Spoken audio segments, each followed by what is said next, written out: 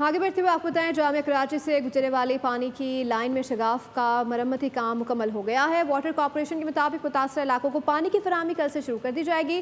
जिला बस्ती और शकी के बड़े हिस्से को 5 रोज से पानी की फराहमी मुअत्तल है। पानी के बहरान से परेशान कराची वालों के लिए अच्छी खबर, जामिया कराची में पाइपलाइन का मरम्मती काम मुकम्मल हो गया। PRCC लाइन का मुतासिरा हिस्सा तब्दील कर दिया गया। आइंदा 24 घंटे के दौरान पानी की फराहमी शुरू कर दी जाएगी। कराची वाटर कॉरपोरेशन का दावा, जिला वस्ती और शर्की का बड़ा हिस्सा 5 रोज से पानी की फराहमी से महरूम है, जिसके बाइस उमूर खानादारी अंजाम देने वाली खवातीन को भी शदीद मुश्किलात का सामना है। यहाँ पानी इस एरिया में है ही नहीं।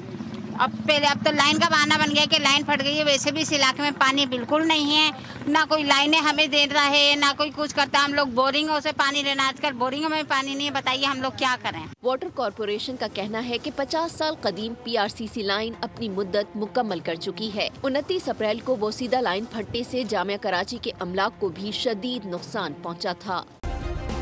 सब्सक्राइब करें और बेल दबाएं ताकि कोई खबर रह न जाए।